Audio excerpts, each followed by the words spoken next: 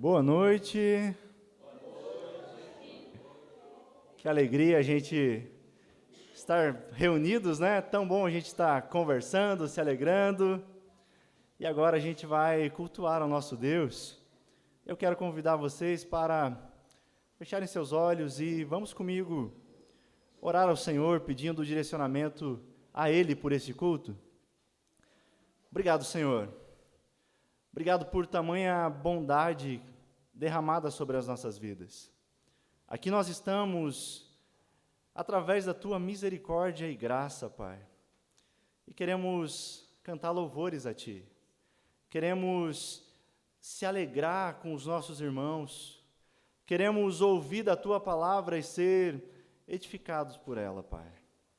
Por isso, nessa noite nós Te pedimos que em tudo o Seu Espírito esteja nos direcionando, nos dirigindo para que a honra e a glória sejam dadas somente ao Senhor. É o que nós Te pedimos, Pai. Também lhe pedimos para que abençoe cada um dos meus irmãos que aqui estão. Que o Senhor esteja abençoando, não somente neste culto, mas a cada dia dessa semana que se inicia, Pai. Também aqueles que não poderão vir, que o Senhor esteja derramando da Sua graça sobre cada um. É o que nós Te pedimos, em nome do Teu Filho amado Jesus. Amém. Meus irmãos, como vocês sabem, nós aqui na comunidade, nós utilizamos o calendário cristão. E este domingo é considerado o domingo de Ramos, o domingo onde o Filho de Deus, Jesus Cristo, entra de forma triunfal em Jerusalém, montado em um jumentinho. E por isso, nós queremos celebrar, esse dia, essa semana que se inicia, considerada a Semana da Paixão. E eu quero convidar os irmãos a abrir as vossas Bíblias no Evangelho de Mateus, capítulo de número 21. Nós faremos a leitura do versículo 1 até o 11º. Evangelho de Mateus, capítulo 21. Também estará projetado aqui à minha direita.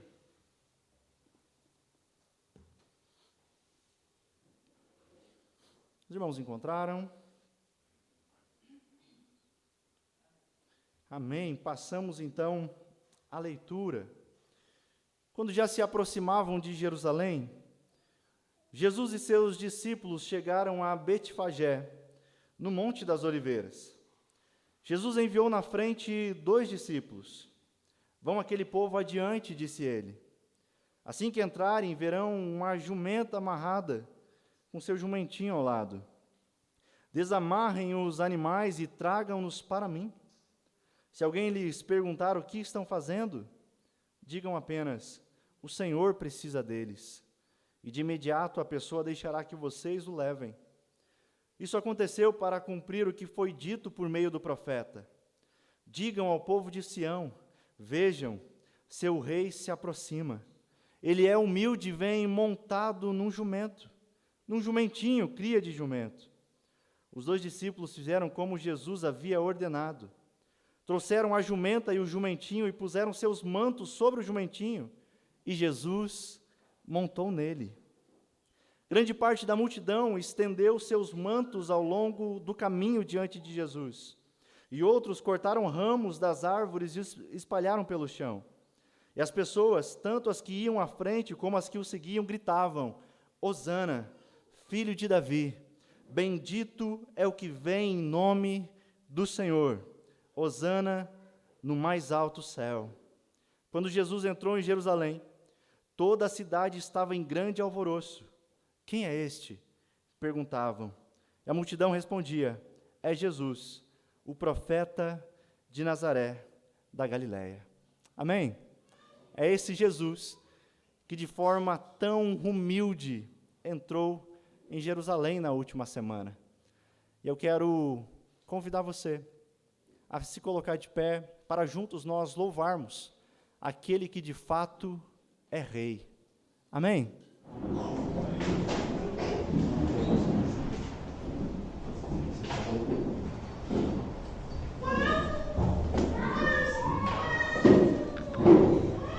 Boa noite a todos. você possa prestar o seu melhor culto nesta noite.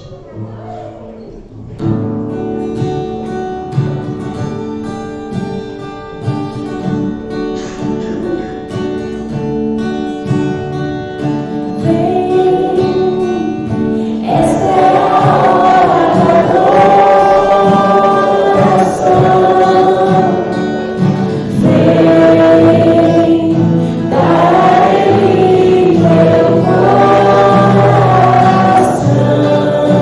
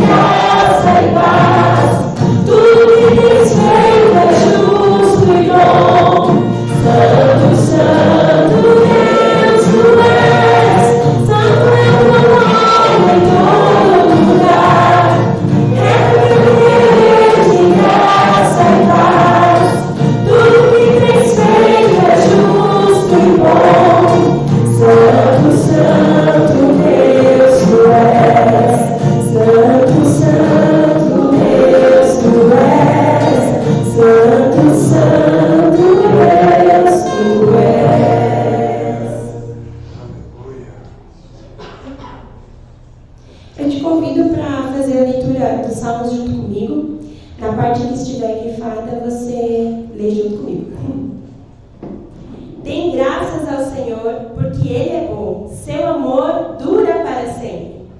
Todo Israel diga, seu amor dura para sempre. Abram para mim as portas por onde entram os justos. Entrarei e darei graças ao Senhor. Essas portas conduzem à presença do Senhor e os justos entram por elas. Eu te dou graças porque respondeste à minha oração e me deste vitória. A pedra que os construtores rejeitaram se tornou a pedra angular. Isso é obra do Senhor e é maravilhoso de ver. Este é o dia que o Senhor fez. Nele nos alegraremos e exultaremos. Ó Senhor, por favor, salva-nos. Ó Senhor, dá-nos sucesso. Bendito é o que vem em nome do Senhor. Nós os abençoamos da casa do Senhor. O Senhor é Deus e resplandece sobre nós. Peguem o sacrifício e amarrem-no com cordas sobre o altar. Tu és meu Deus, e eu te louvarei. Tu és meu Deus, e eu te exaltarei. Deem graças ao Senhor, porque Ele é bom e seu amor dura para sempre. Nessa próxima canção, você tem a oportunidade de ofertar. Essa oferta vai ser destinada à França, então você pode sair do seu lugar e fazer a oferta aqui na frente.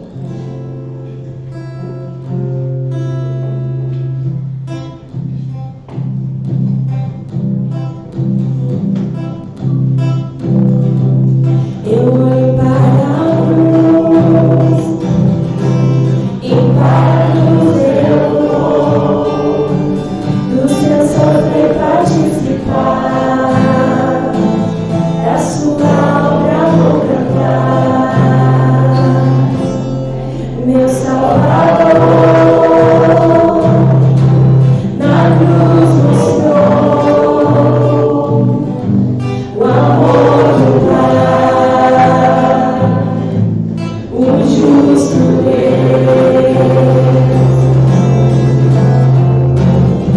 Pela cruz me chamou, gentilmente me atraiu e eu, sem palavras, me aproximo, encantado do seu amor.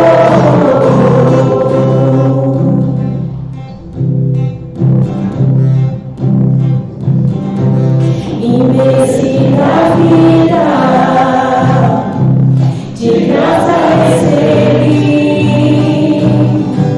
por sua cruz, da morte me livrou, trouxe minha vida. Eu estava condenado, mas agora pela cruz eu fui reconciliado. Pela cruz me chamou, gentilmente me atraiu e eu, sem palavras, me aproximo, encantado do seu amor. Pela cruz me chamou, gentilmente me atraiu e eu, sem palavras, me aproximo, encantado do seu amor. Impressionante é o seu amor.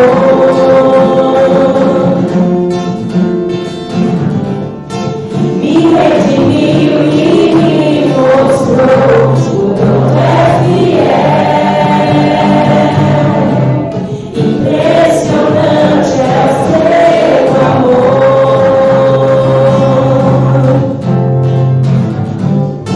Me redimiu e me mostrou o quanto é fiel. Pela cruz me chamou,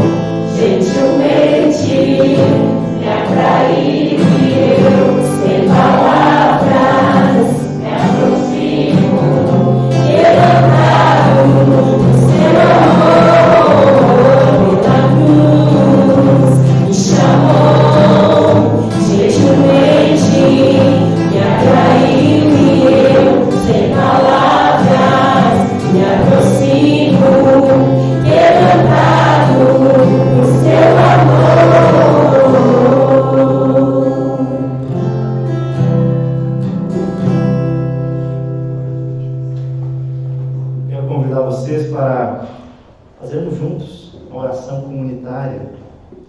Deus Todo-Poderoso, cujo muito amado Filho não subiu em gozo da tua presença sem antes padecer, nem entrou na glória sem antes ser crucificado. Concede-nos, por tua misericórdia, que ao seguir o caminho da cruz, seja ele para nós o caminho da vida e da paz. Por Jesus Cristo, teu Filho, nosso Senhor, que vive e reina contigo e com o Espírito Santo, um só Deus, agora e sempre. Amém. Amém. Pode tomar seu assento. Nós ouviremos agora a palavra. Eu quero convidar aqui o nosso irmão Gilmar para estar orando por esse tempo de meditação na palavra de Deus. Convido a comunidade a se curvar, vamos orar pela palavra. Senhor Jesus, nós queremos exaltar o Teu nome, engrandecer a Tua obra sobre nossas vidas, Senhor.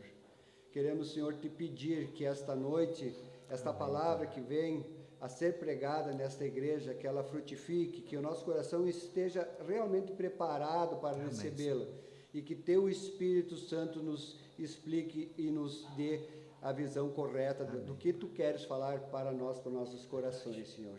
Te agradecemos porque mais uma semana, mais um dia nós podemos ouvir da Tua palavra, Senhor. Coloca assim na boca do Adrian, Senhor, a palavra da forma que Tu queres que ele coloque para esta igreja, Senhor. Queremos agradecer e Te pedir tudo em nome de Jesus. Amém. Amém. Obrigado, Gilmar.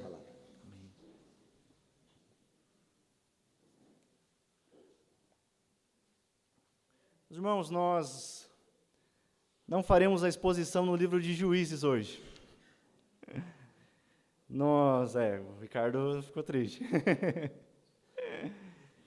Nós, nessas duas próximas semanas, na semana de hoje e na próxima, nós falaremos algo relacionado à Páscoa.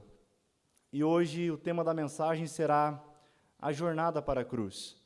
Quero caminhar com vocês neste cenário essa noite. Amém? Amém. Os irmãos, todas as ideologias e religiões, elas têm um símbolo visual que exemplifica um aspecto bastante importante daquilo que é a sua crença, daquilo que é fundamental para eles. No cristianismo não é diferente. Os primeiros cristãos utilizaram aquilo que constantemente nós vemos em alguns carros, um símbolo de peixe. O símbolo do peixe era utilizado pelos primeiros cristãos como uma identificação para a comunidade cristã na época de perseguição do Império Romano. Então eles utilizavam aquele símbolo para se identificarem que eram cristãos. E a palavra que eles utilizavam para fazer esse desenho era um acrônimo, formava um acrônimo, praticamente era um quebra-cabeça, onde ele era composto por algumas letras, como o iota, Jesus, que significava Jesus em grego, um chi, Christos em grego, tel, que é Deus em grego, Y, que era filho em grego, O, que era um sigma, ou soter, que era salvador em grego, e é dessa palavra que vem a doutrina da soteriologia, que é a doutrina da salvação.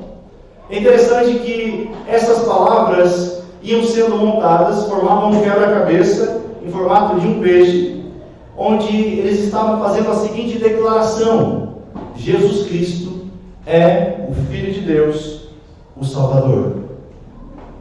Mas, meus irmãos, não foi o peixe que foi escolhido como símbolo supremo do cristianismo. Jesus, na última ceia, juntamente com os 12, ele instrui os seus discípulos quanto ao comer e ao beber do cálice, e quando eles fizessem isso, eles estariam anunciando a sua morte até que ele voltasse. Ou seja, Jesus deu claras instruções sobre como ele gostaria de ser lembrado pela sua morte. Jesus falou claramente que a sua missão era a cruz. Jesus disse: eu vim para dar a vida, eu vim para morrer. O pastor John Stott escreve que a igreja escolheu acertadamente a cruz como símbolo da fé cristã. Ele diz, dentre tantos os símbolos que poderiam ter escolhido, a cruz é escolhida. Poderiam ter escolhido, quem sabe, o berço a manjedoura onde Jesus foi colocado, mostrando acerca da sua encarnação, que o Verbo se fez carne. Poderia ser, quem sabe, uma toalha que enxugou os pés dos discípulos, mostrando a humildade do servo sofredor. Poderia então ser o túmulo vazio, mostrando que ele ressuscitou, ou então o trono que ele ocupa hoje. Qualquer um desses símbolos estaria correto, apropriado à fé cristã, mas a escolha da cruz representa a necessidade e a centralidade da morte de Jesus. Charles Spurgeon, o príncipe dos pregadores do século XIX, disse que para ele o maior homem, o maior teólogo daquele século era Andrew Fuller. E se perguntado, Spurgeon, por que tamanha admiração a esse homem? Certamente Spurgeon responderia que era devido à ênfase que Fuller dava na mensagem da cruz, na centralidade da cruz. Em toda a vida de Fuller, ele foi convencido de que a cruz de Cristo era sempre a essência do cristianismo. Ao ponto, em um sermão, em 1801, ele traz à memória os seus ouvintes, dizendo: ei, Cristo crucificado é o ponto central no qual se encontram e são unidas todas as coisas da verdade do Evangelho. A cruz de Cristo tem centralidade no cristianismo. Nós vemos isso em toda a Escritura. É o que nós encontramos. Nos Evangelhos, eles se dedicam para falar a respeito de boa parte da última semana de Jesus. Para vocês terem ideia, o Evangelho de Lucas registra cerca de 1/4 a última semana de Jesus.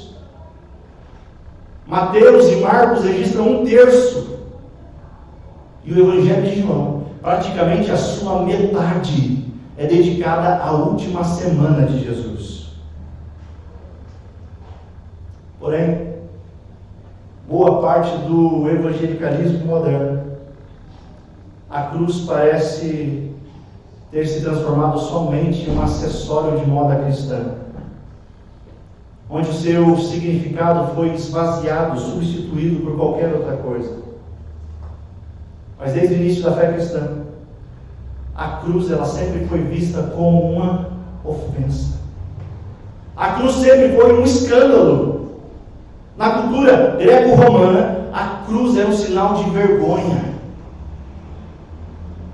Para vocês terem ideia, os romanos reservavam a morte de cruz apenas para os seus piores inimigos, os traidores, ao ponto de que nenhum cidadão romano jamais foi crucificado. Sabendo de tamanha gravidade, sabendo da importância da cruz para o cristianismo, eu lhe convido nessa noite a percorrermos por uma jornada, a jornada para a cruz. Eu quero que você imagine o cenário. Eu quero que você pense nessa jornada que o nosso Senhor enfrentou, pois eram os nossos pecados que estavam sendo levados sobre Ele. Os Evangelhos narram a última semana de Jesus, e nessa semana ela se dá início num domingo de Ramos. Você verá isso em João 12, onde nós temos os registros da sua entrada triunfal em Jerusalém. Havia muita expectativa na mente do povo judeu de que viria um grande rei. Havia essa expectativa quanto à aparição do Messias.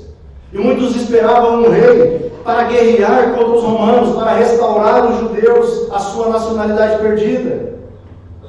Mas o grande rei vem montado em uma jumentinha, em meio a gritos de uma multidão dizendo Hosana, que quer dizer salva-nos, salva-nos, ó Rei, bendito é o que vem em nome do Senhor. Amém? Amém. Esses eventos concretizam o que Deus havia falado por intermédio dos profetas. Em Zacarias, que nós vemos que o grande rei entraria montado em uma jumentinha. E agora, a profecia se cumpre. Enquanto estava entrando em Jerusalém, muitos estendiam suas roupas e ramos e clamavam a Ele. Eu pergunto a você essa noite: a que rei você tem clamado? A quem clamamos quando precisamos? A quem bradamos dizendo salva-nos? Será em nós mesmos? Nessa última semana de Jesus, nessa jornada para a cruz, nós temos diversos acontecimentos. A gente poderia narrar aqui toda semana, mas eu quero levá-los vocês a um local. Quero levá-los diretamente ao Getsemane, local onde Jesus vai orar. E também é o local onde ocorrem os últimos eventos que precedem a prisão de Jesus. É a partir daí que eu quero seguir a nossa jornada essa noite. Como vocês sabem, Jesus estava orando no Getsemane, diante da certeza que faltava pouco para ele ser traído e ser entregue. O Evangelho de Mateus, no capítulo 26, informa que Jesus ele é tomado por uma grande tristeza e angústia. Não qualquer tristeza ou angústia, mas Jesus diz que a sua alma estava profundamente triste ao ponto de morrer. O Evangelho de Lucas complementa a informação dizendo que a angústia era tanta de Jesus que ele suava sangue.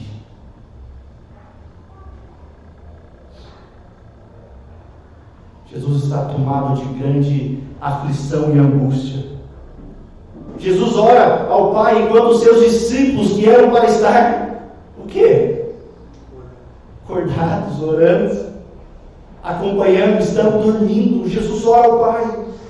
E na oração a Deus, Jesus pede para que o Pai, se possível, afaste dele o cálice. Porém, não seja conforme a minha vontade, mas seja como a sua vontade.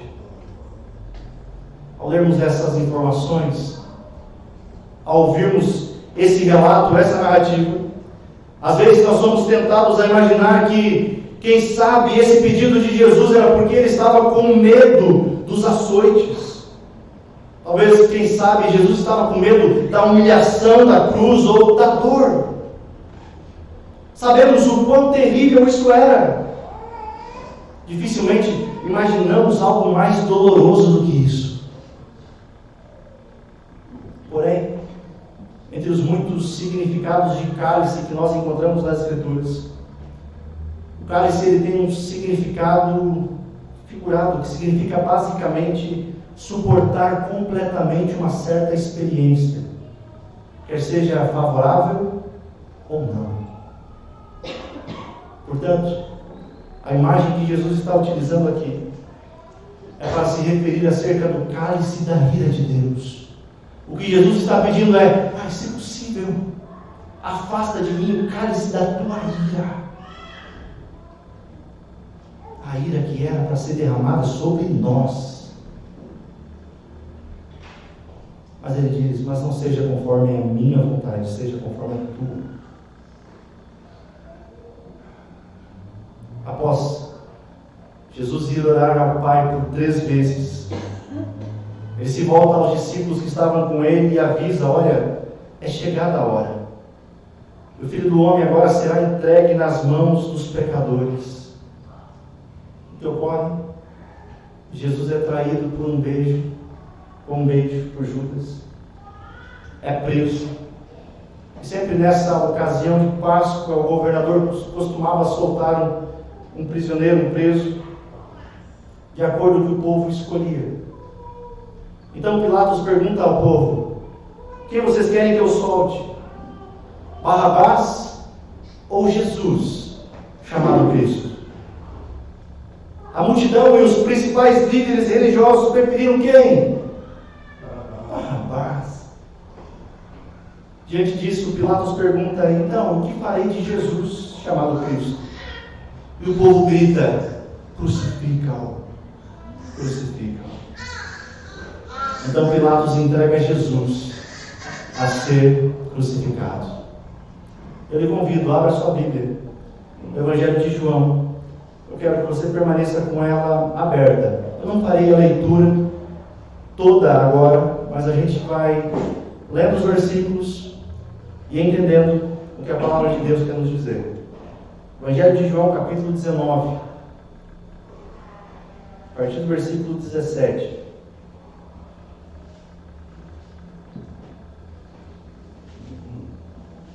João 19, versículo 17.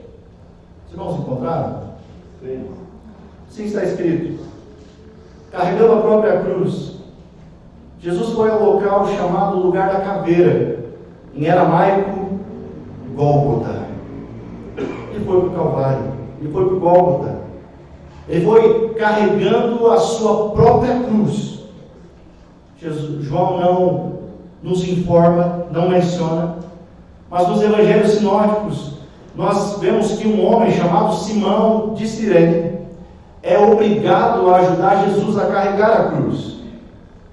É muito provável que Simão estava indo para Jerusalém para participar da festa da Páscoa. E ele é obrigado a ajudar Jesus. Mal sabia ele que ele estava diante do verdadeiro Cordeiro de Deus, que tira o pecado do mundo. O Gólgota ele foi o lugar da crucificação. Nós não temos uma concordância exata de onde é, mas o fato é que Jesus precisava ir até lá, carregando a cruz nos seus ombros. E Jesus segue essa jornada como um cordeiro, sem abrir a boca. O profeta Isaías, escrevendo 700 anos antes, já nos mostrava um retrato de como seria, e foi. Isaías 53, versículo 7 diz: ele foi oprimido e afligido, mas não abriu a boca. Como um cordeiro que é levado ao matadouro, e como a ovelha muda perante os seus tosqueadores, ele não abriu a boca. Ah, mas quando pisa no nosso carro, né? Ah, quando a gente fala o que a gente não gosta. Mas aqui nós temos um exemplo de humildade. Nós temos aqui Jesus caminhando em direção à sua morte. Versículo 18, observe comigo. Ali eles o pregaram na cruz. Outros 2 foram crucificados com Jesus, um de cada lado e ele no meio. A crucificação era um modo de execução extremamente doloroso. Imaginem as dores que ele suportou, os pregos nas mãos, pés. Mas a crucificação, além de dolorosa, era também humilhante. Historiadores relatam que era humilhante devido ao crucificado estar nu na crucificação. A crucificação era algo tão horrível que os romanos reservavam a morte de cruz para somente os piores criminosos. Era uma condenação tão horrível que, como eu falei, nenhum cidadão romano jamais foi morto crucificado.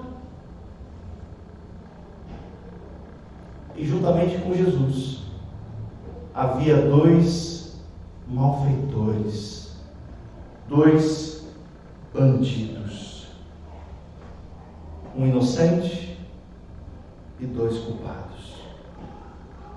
Outra vez, olhando para essa cena, as Escrituras se cumprem. Outra vez se cumpre o que o profeta Isaías falou. Isaías 53, 12, que ele seria contado entre os transgressores. João diz que Jesus estava no meio de 2 homens. O Evangelho de Lucas nos mostra que um dos criminosos que estava do lado de Jesus blasfemava dele e dizia: ei, tu não é o Cristo? Salva-te a ti mesmo e a nós. Mas o outro condenado o repreende dizendo: você não temes a Deus? Nem mesmo sofrendo essa condenação, nós estamos recebendo com justiça o que os nossos atos merecem. Mas esse homem não fez mal algum. Então esse homem diz a Jesus: lembra-te de mim quando entrares no teu reino. E Jesus lhe responde: ainda hoje estarás comigo no paraíso. Simplesmente um ladrão reconheceu o seu estado de miséria e ele clama ao Senhor. E ele recebe a graça de Deus. O outro permaneceu como estava e recebeu a justiça de Deus. Não há meio termo. O Dr. Ernst Sproul certa vez disse que só há 2 grupos de pessoas, somente 2. Um grupo que recebe a graça de Deus e o outro que recebe a injustiça de Deus. Nenhum recebe injustiça. Um é a graça e outro é a justiça de Deus. Não tem como ficar em cima do muro. Ou é alcançado pela graça, ou então enfrentará a justiça santa de Deus.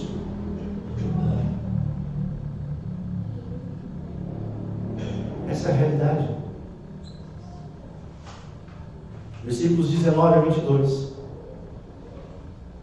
Pilatos então colocou no alto da cruz uma placa que dizia: Jesus o Nazareno, Rei dos Judeus. O lugar onde Jesus foi crucificado ficava perto da cidade, e a placa estava escrita em aramaico, latim e grego, de modo que muitos judeus podiam ler a inscrição. Os principais sacerdotes disseram a Pilatos: mude a inscrição de Rei dos Judeus para ele disse: eu sou o Rei dos Judeus. Pilatos respondeu: o que escrevi, escrevi. Era costume. Tinha o costume de colocar uma placa com o motivo da condenação. E na placa de Jesus estava o motivo: Jesus Nazareno, Rei dos Judeus. Apesar deles estarem usando isso como uma ironia, eles estavam falando a verdade, não estavam? Diante deles estava o grande e verdadeiro rei. A placa que foi colocada sobre Jesus era uma afronta aos religiosos, ao ponto deles quererem mudar a placa. Ei, não declare que ele é o Rei dos Judeus. Coloque que ele disse. Mas a cruz, a placa escrita na cruz, escrita em hebraico, latim e grego, escrita: Jesus o Nazareno, o Rei dos Judeus, é levantada. Imagina o cenário. Imagina Jesus sendo pregado na cruz e diante dele a placa: ele é o Rei dos Judeus. Ele é o verdadeiro Rei. A narrativa segue. Versículos 23 e 24. Depois que os soldados crucificaram Jesus, Repartiram suas roupas em 4 partes, uma para cada um deles. Também pegaram sua túnica, mas ela era sem costura, tecida numa única peça de alto a baixo. Por isso disseram, em vez de rasgá-la, vamos tirar sortes para ver quem ficará com ela. Isso cumpriu as escrituras que dizem, repartiram as minhas roupas entre si, e lançaram sortes por minha veste, e foi o que fizeram. Após Jesus ser crucificado, os soldados repartirem as suas roupas, a sua única túnica, eles tiram sorte para ver quem ficaria. Outra vez, nós temos as escrituras sendo cumpridas. Exatamente aqui o salmista, no Salmo 22:18, escreveu: repartem entre si as minhas roupas e tiram sorte sobre a minha túnica. Você consegue observar que nessa narrativa, na narrativa da jornada para a cruz, muitas profecias que nós encontramos no Antigo Testamento estão se cumprindo. Por quê?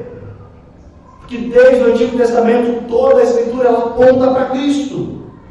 Elas apontam para o Salvador do mundo, o único capaz de perdoar pecados. As Escrituras se cumprem. A cruz não foi um acaso. Soldados repartem as suas roupas. A narrativa, a história vai seguindo. Nos versículos 25 a 27, nós temos a informação de que próximo da cruz estavam a mãe de Jesus e mais 2 mulheres, e o discípulo amado, João. Eu pergunto a você, e os outros discípulos? Cadê os outros discípulos? Abandonaram, fugiram. Reflexão que eu trago: que tipo de discípulos nós somos? Os que não fogem diante da cruz? Ou será que somos aqueles que desejam um evangelho sem cruz?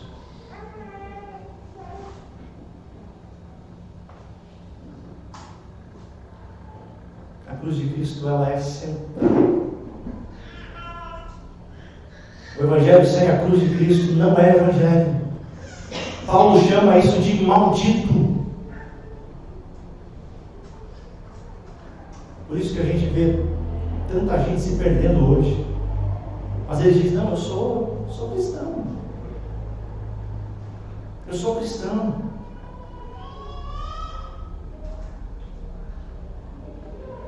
Mas o cristianismo que eles creem é um cristianismo sem cruz. É um cristianismo que massageia o ego.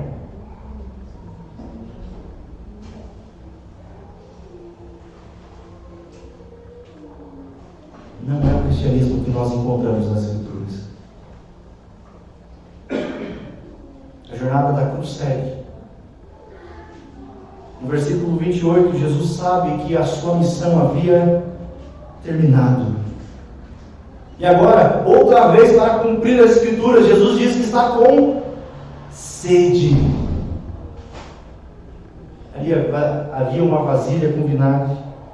Aqueles homens mergulham uma esponja no vinagre, colocam no caniço e levam até a boca de Jesus.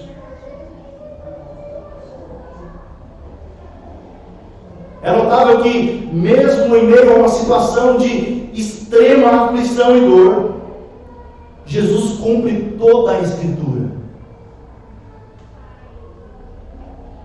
Outra vez, olhamos para o Salmo 69, 21. Deram-me fel para comer, e quando senti sede, me deram vinagre para beber. Outra vez, as Escrituras se cumprem. Versículo 30. Depois de prová-la, Jesus disse: está consumado. Então inclinou a cabeça e entregou o Espírito. Está consumado. Toda a obra foi feita. Aqui nessas palavras repousa a nossa salvação. Aqui está a nossa esperança. Nessa palavra nós sabemos que aqueles que creem no seu nome, ainda que morram, viverão. Sabe o que é isso? A justiça de Deus foi satisfeita. O mundo foi vencido. O justo morreu, aquele que nunca cometeu pecado foi morto. O cordeiro, o verdadeiro cordeiro pascal foi aceito. Está consumado. A exigência da lei foi satisfeita em Cristo. Cristo pagou o preço da nossa dívida. Ele, somente Ele, isso nos mostra que a salvação ela não é um esforço humano. A salvação não é você andar a metade e Jesus vir a metade, não. Não depende de esforço algum do ser humano, mas é obra exclusiva de Deus. Salvação toda é inteiramente pela graça. Imagina se você tivesse a possibilidade de 1% de dizer, me salvei. 1%. Você estaria dizendo que a cruz de Cristo não era suficiente. Você estaria dizendo que dependia de você. Mas o sacrifício de Cristo ele foi vicário. Sabe o que é isso? Ele foi substitutivo. Ele morreu em nosso lugar.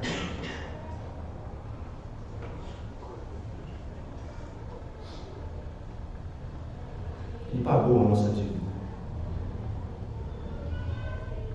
Quando o Filho de Deus lá na cruz grita, está consumado, é isso que quer dizer. Que eu e você não devemos mais nada. Que os seus pecados recaíram sobre o Filho de Deus. Foi tudo pago. É por isso que o apóstolo Paulo celebra em sua carta aos Romanos dizendo, portanto, agora nenhuma condenação há para os que estão em Cristo Jesus. Você pode se alegrar disso? A nossa dívida impagável foi paga. Grandes historiadores e comentaristas falam acerca da profundidade do que foi dito por Jesus aqui, ao dizer está consumado. A palavra que é utilizada é a palavra grega chamada tetelestai, e ela tinha basicamente 3 sentidos naquela época. Primeiro, ela era utilizada quando um filho completava a ordem de um pai. O pai dava a ordem, o filho ia lá e completava. O filho chegava diante do pai e dizia, tetelestai, está pago.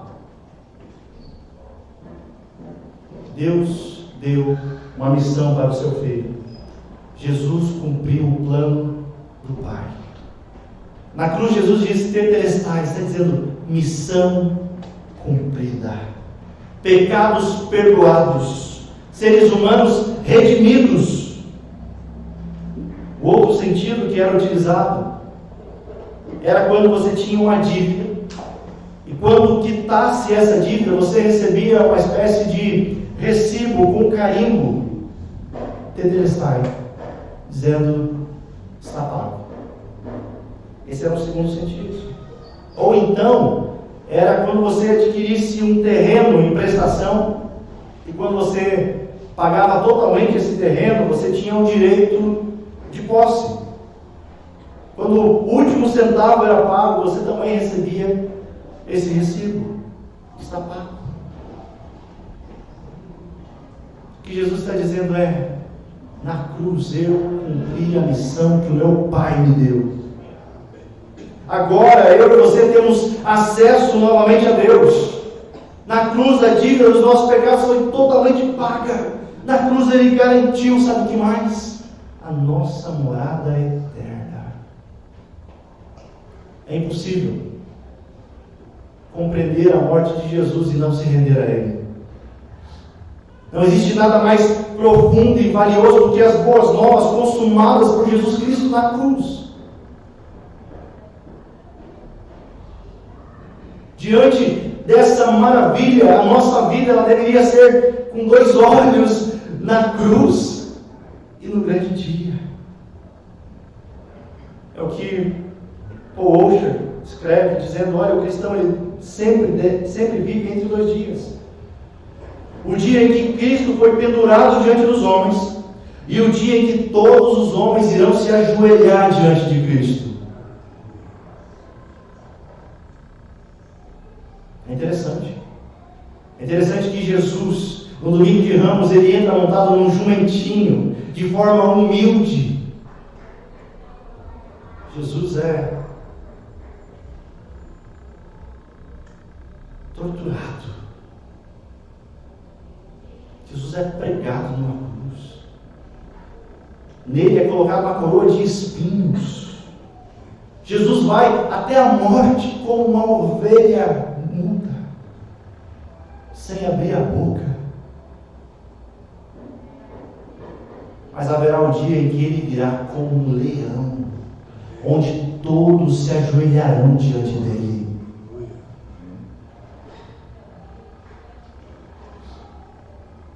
Há muitos que querem esconder a cruz, porque a cruz é vergonha. Muitos querem seguir Jesus sem conhecer a cruz. Mas se desejamos ser discípulos do Mestre, a cruz é inevitável, é o caminho. É o caminho para morrer às nossas vontades. O próprio Jesus quem diz: você quer me seguir? Negue a si mesmo, tome a sua cruz e siga-me. Se queremos nos tornar parecidos com Cristo, não tem como pular etapas. Nós precisamos da cruz. Quando olhamos para homens que foram considerados como grandes líderes religiosos, morrendo em idade avançada, muitas pessoas olham para eles e pensam: opa, ele cumpriu o que tinha que cumprir, né? Mas quando a gente olha para a cruz, parece que a gente encontra um paradoxo, uma contradição. Porque Jesus morre aos 33 anos, novo. E é na sua morte que ele cumpre a sua missão.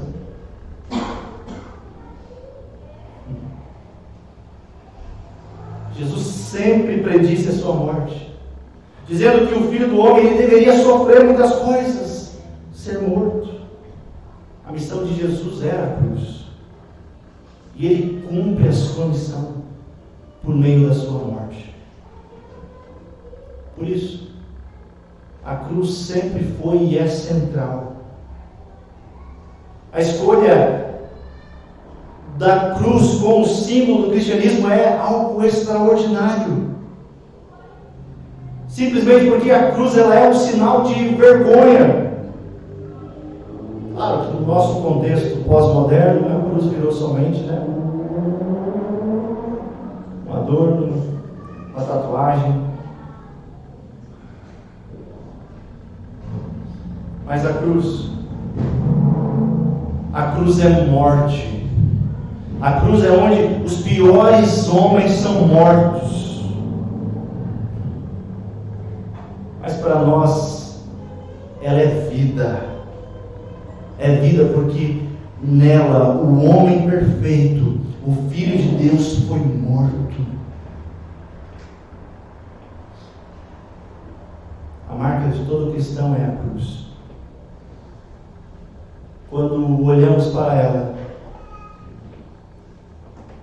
deve nos mostrar pelo menos 2 coisas. Primeiro, quanto eu sou indigno.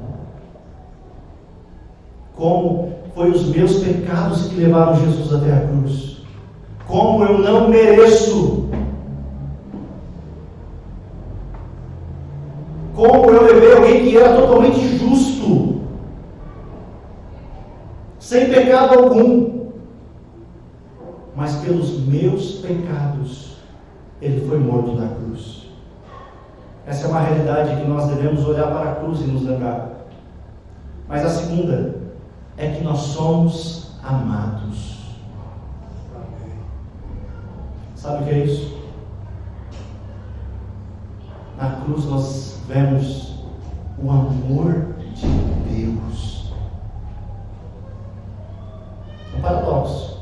A gente vê a ira sendo derramada contra os pecados, mas a gente vê o amor para que a ira dele não recaísse sobre nós. Você se alegra com isso? Quero fazer rapidamente a leitura aqui de um trecho de um livro chamado Por que Sou Cristão, um livro bem pequeno que eu recomendo, de John Stott, um grande teólogo do século passado. Eu quero fazer apenas uma rápida leitura. Ele pergunta: por que sou cristão? E ele responde: uma razão é a cruz de Cristo. Na verdade, eu jamais poderia crer em Deus se não fosse pela cruz. É a cruz que dá credibilidade a Deus. O único Deus em quem eu creio é aquele que Nietzsche, filósofo alemão do século XIX, ridicularizou chamando de Deus sobre a cruz. No mundo real da dor, como adorar um Deus que fosse imune a ela? Em minhas viagens, entrei em vários templos budistas em diferentes países da Ásia.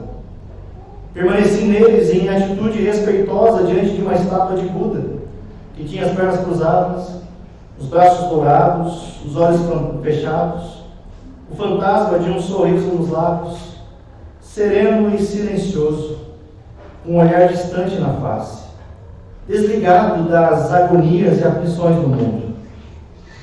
Em cada uma dessas vezes, depois de um tempo, eu tinha de dar as costas, e em minha imaginação voltava-me para aquela figura solitária, retorcida, torturada sobre a cruz, com pregos lhe atravessando as mãos e os pés, com as costas dilaceradas, distendidas, a testa sangrando nos pontos perfurados por espinhos, a boca seca, sedenta ao extremo, mergulhada na escuridão do esquecimento de Deus.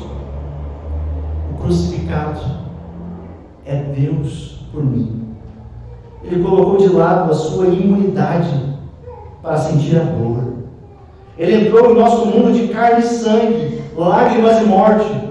Ele sofreu por nós, morrendo em nosso lugar, a fim de que pudéssemos ser perdoados. Nossos sofrimentos tornam-se mais suportáveis à luz do Cristo crucificado. Sabe o que é isso? É exatamente o que Jesus disse, que nós neste mundo teremos aflição. Mas quando nós olhamos para a cruz, nós vemos que alguém sofreu. O que sofreu? Alguém que sabe o que é sofrer, conforme diz as Escrituras. Por isso, Ele é o único a quem nós podemos e devemos nos render. Porque Ele conhece as nossas aflições. Ele conhece o sofrimento que enfrentamos. Mas Ele também conhece as alegrias, as realizações, porque Ele é Senhor. Que Ele seja sempre o centro da sua vida.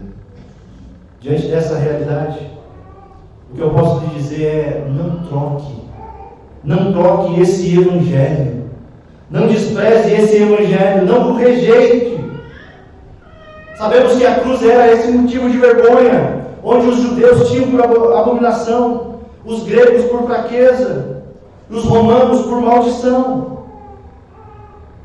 Eu sei que em nossos dias a cruz pode parecer que ela foi substituída por pregações que a rejeitam. Mas eu quero dizer aquilo que Paulo disse: olha, eu não me envergonho do Evangelho da cruz de Cristo, porque Ele é o poder de Deus para a salvação de todo aquele que crê. É nessa jornada que nós seguimos, sabendo que nós poderemos nos alegrar, não somente com a sua morte, mas com a sua ressurreição. Hoje, nós fizemos essa peregrinação, essa jornada para a cruz.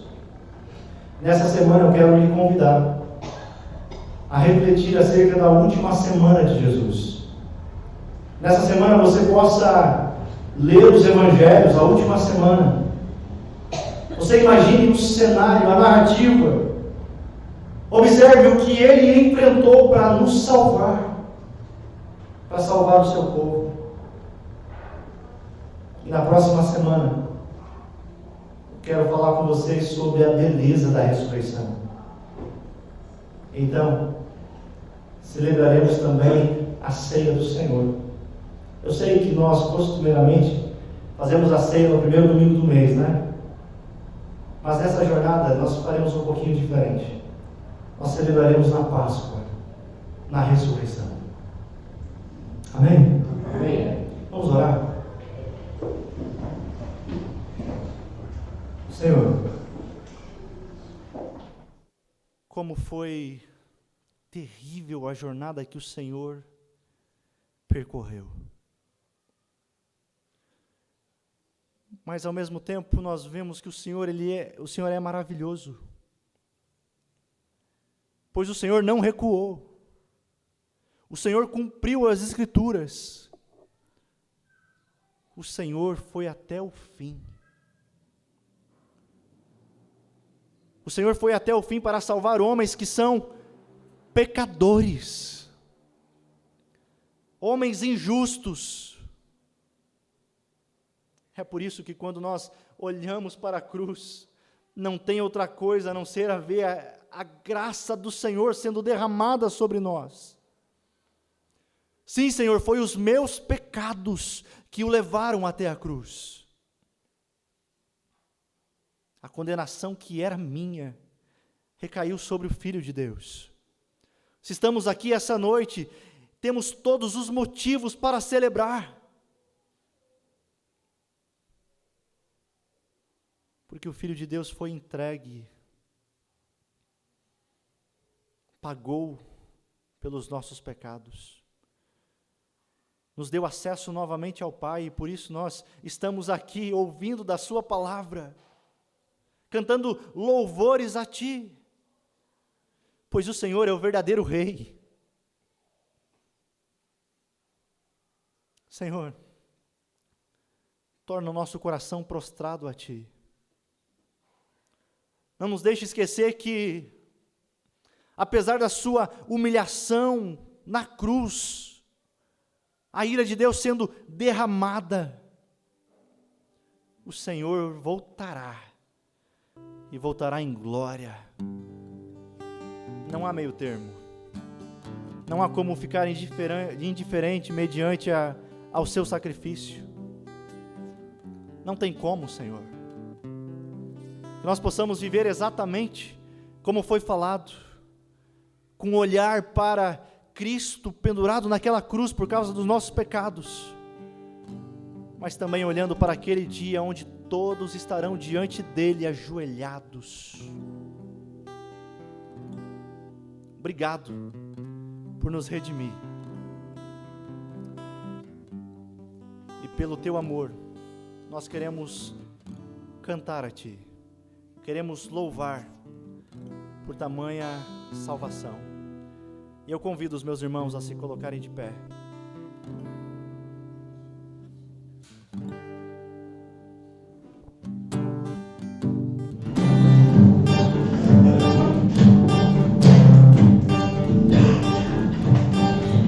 Hoje estou aqui, pois Ele decidiu me amar, e então eu posso livre andar. O Seu sangue sobre mim me comprou, me restaurou, sem culpa então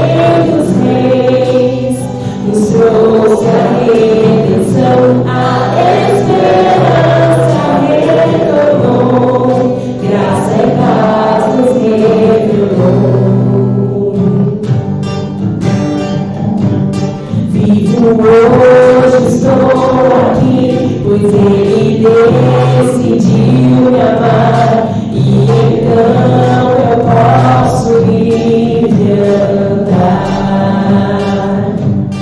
O seu sangue sobre mim me comprou, me restaurou, sem culpa então me tornou. O passado já não mais tem poder, pois novo sou, nele vou viver, posso amar. Toda morte e o sofrer não me assustarão jamais, pois foi Ele quem venceu em meu lugar. Jesus Cristo, Rei dos Reis, nos trouxe a redenção, a esperança retornou, graça e paz nos revelou. Jesus Cristo, Rei dos Reis, nos trouxe a redenção, a esperança retornou, graça e paz nos revelou. Amém, meus irmãos? Rapidamente, um minutinho, apenas para os nossos avisos. Você pode se sentar? E já estaremos encerrando. Está projetado aqui, né, para os dízimos e as ofertas. Vocês sabem que nós somos uma igreja missionária, né? Nós temos diversos desafios, tanto aqui na cidade, aqui na comunidade, como também com os nossos irmãos que estão levando o Evangelho em outros locais tão distantes e, ao mesmo tempo, tão difíceis, né? Hoje a nossa oferta é dedicada à França. Mateus e a Mariana estiveram esses dias aqui conosco, contaram um pouco da realidade que é a França, né? A Europa, continente pós-cristão, como é difícil a evangelização, né? Mas Deus tem chamado eles para aquele local e eles têm sido luz e alcançado pessoas. E é isso que nós cremos, na evangelização do mundo. Amém? Por isso, contribua, oferte, para que nós possamos dar sequência na evangelização, levar adiante as boas novas de Deus. Também os pequenos grupos. Nessa terça-feira nós teremos o nosso encontro. Será na casa dos nossos irmãos, Gilmar e Roseli. Gente, foi muito bom o nosso primeiro encontro na outra semana. Nós iniciamos o estudo do livro 20 Bases da Fé Cristã, 20 fundamentos que todo cristão precisa entender. E foi muito bom. Então, terça-feira a gente tem esse segundo encontro, tem alguns exemplares ainda do livro disponíveis. Não perca, participe de um pequeno grupo. E nós temos no sábado também, só que eu acredito que nesse nós não iremos ter, devido ao feriado. Gabinete pastoral, né, está projetado ali também o meu contato. Você que deseja conversar, quem sabe tem uma dúvida teológica, ou um aconselhamento, deseja uma oração, pode entrar em contato comigo, ou então uma visita, né, um chimarrão. É um privilégio poder servir os irmãos, a comunidade. A gente está à disposição de vocês. E sub-18, a gente também verá sobre essa próxima semana devido ao feriado. Irmãos, vamos orar para finalizar este culto? Obrigado, Senhor, por mais uma vez nós sermos alimentados de Ti, nós cantarmos louvores a Ti, ouvir da Tua palavra. Obrigado. Agora te pedimos por essa semana que se inicia, que o Senhor possa nos levar e conduzir em segurança pelos caminhos que andaremos nessa semana, que em tudo nós possamos refletir a Tua luz, refletir o Teu Evangelho, testemunhar de Ti, que nós possamos ser missionais, intencionais em nossos relacionamentos, para que mais pessoas venham conhecer ao Teu nome, Pai. Obrigado pela vida de cada um dos meus irmãos que aqui estão e abençoa em todos os seus afazeres ao longo dessa semana, Pai. É a nossa oração, em nome de Jesus. Amém. Amém. Que o Senhor o abençoe e o proteja. Que o Senhor olhe para você com favor e lhe mostre bondade. Que o Senhor se agrade de você e lhe dê a paz. Abençoada semana. Não saia sem cumprimentar o seu irmão, dar um abraço no seu irmão. E nos vemos, se assim Deus quiser, na próxima semana.